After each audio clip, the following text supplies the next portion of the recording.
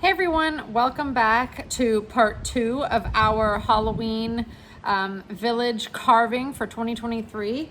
Last time we finished up building some stairs and starting a little bit of the carving work, but now we're going to continue with the carving work and start to get more details with some stonework, maybe a little bit of cobblestone action, get our pond hollowed out. So let's get to work.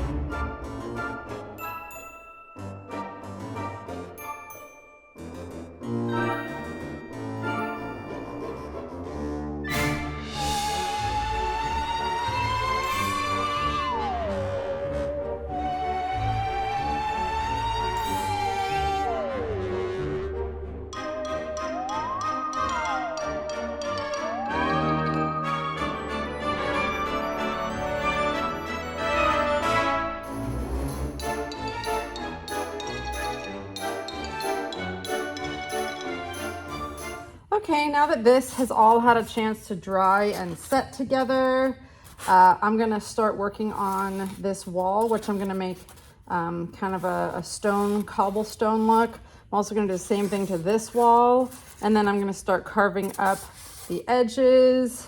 And this is still a bit of a gap. You can probably see that. I'm gonna try to fill this gap with some little pieces of styrofoam. And I'm not too worried about that side, but this side I'd like to fill it a little bit more and then glue it and everything. Because I did prop this up, but it seemed to settle back, which is unfortunate. I wonder if I can get this off and at least fill, yeah. Okay, so at least I can do that.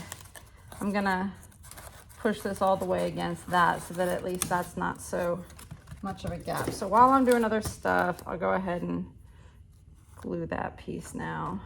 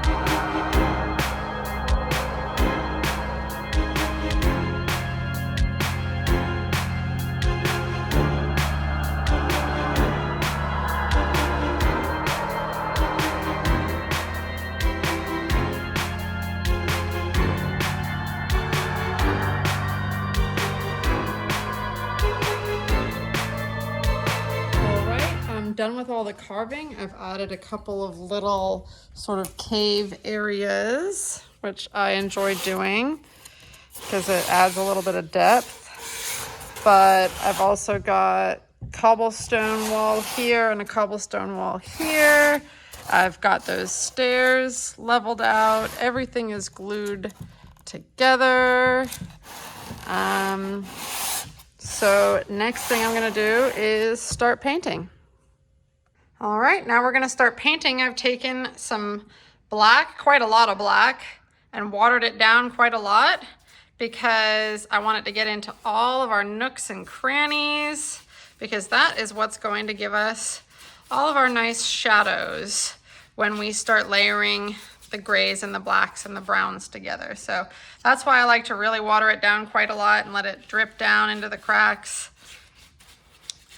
It doesn't look like much now once you cover the whole thing in black, but once you start layering it up, then you really start to notice the detail of the dry brushing and then the black in all of the cracks. So I'll just go and do the whole thing.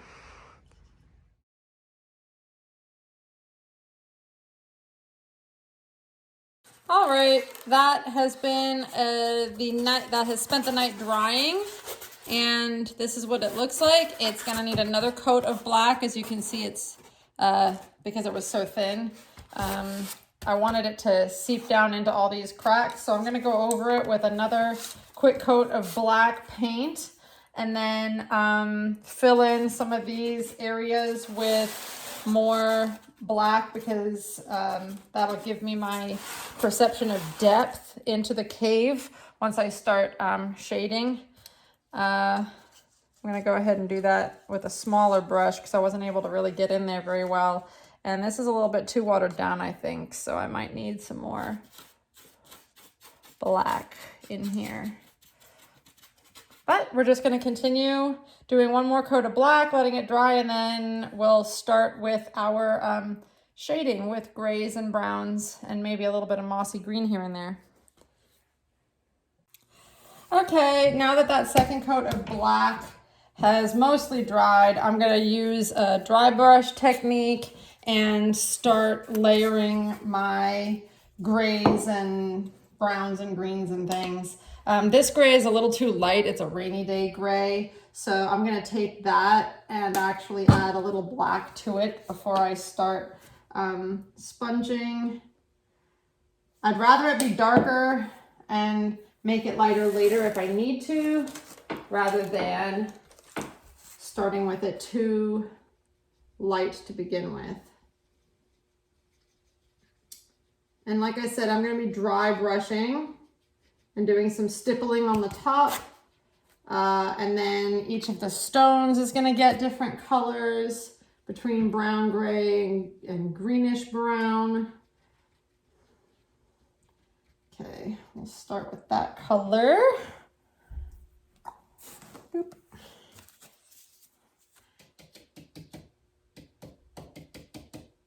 So I'm just taking a little bit of that darker gray, and I'm just gonna pat it and start stippling the top. I like to do this on the top and do brown, green, and gray on the top because it gives the impression of stone and it covers up any imperfections.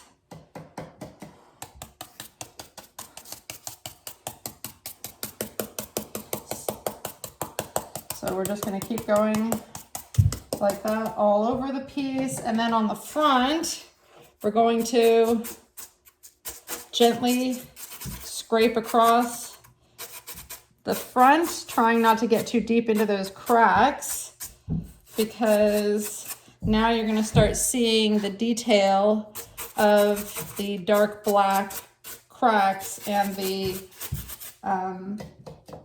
lighter colors of the worn away stone on top, and that's what's going to give you the impression of depth here.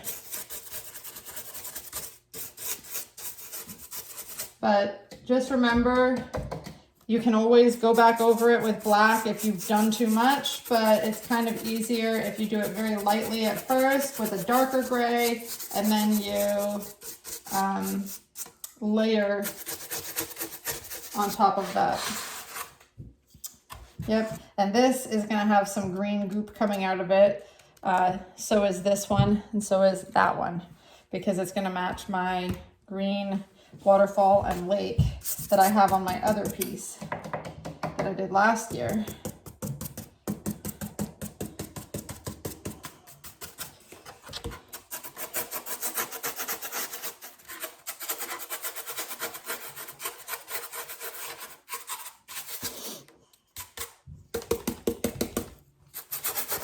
And the more colors you layer, the more realistic it's gonna look. It doesn't look like much now, but it will once you start to actually keep layering.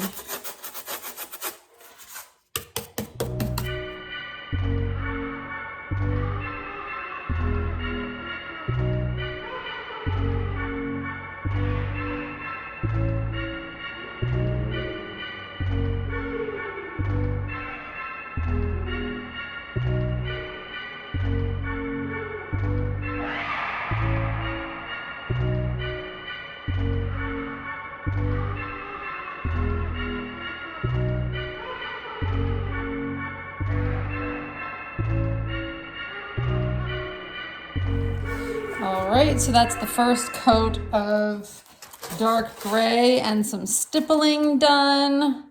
So now I'm gonna go with the lighter gray, which is just the gray without the black. And then I'm gonna start working in some brown and green, but not too much and not everywhere, because I still want this to be a pretty dark black-ish piece, considering it's Halloween. But that layering helps with showing definition between all my different materials here.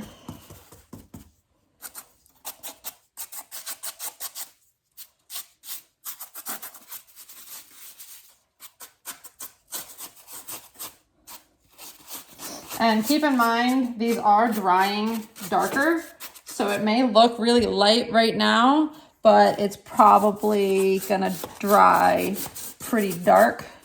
So dry brushing dries really fast. Like I was just able to do a whole coat, and now I'm going over it again. I didn't have to stop and let it dry or anything like that. So that's good.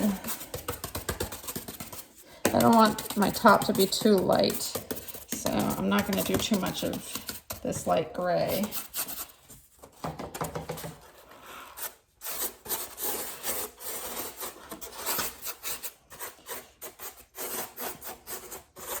But if you were looking to do a more snowy piece, you could, you still have to start with black no matter what, whether it's snow or what, but you could be doing shades of blue and then light gray to white on the top. So that's how you would do it. You would do blue kind of undertones for ice and icebergs, and then you would do a light gray followed by an even lighter gray followed by white, just like crispy white, and that would provide you with that layering effect, but with white for snow, which a lot of people like white villages. So that makes a lot of sense if you're doing more of a traditional snowy Christmas scene.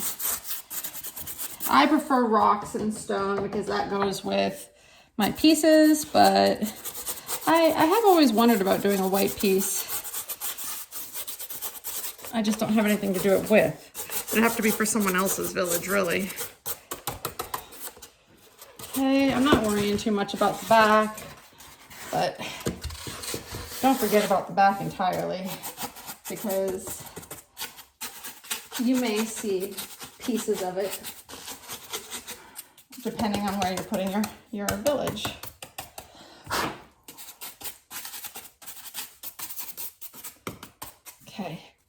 All right, and now what I think I'm gonna do is work on some of the stone with a smaller brush.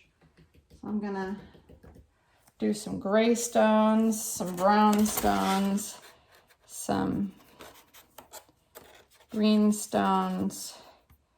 Really start picking some of them out.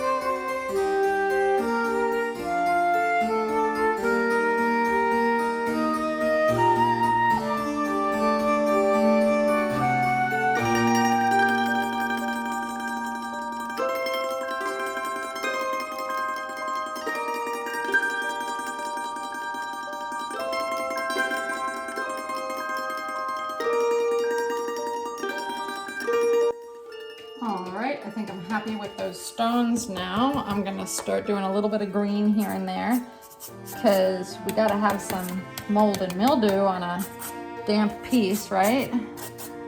So just a little bit here, there, and everywhere, not completely covering the piece like we're gonna do with the gray.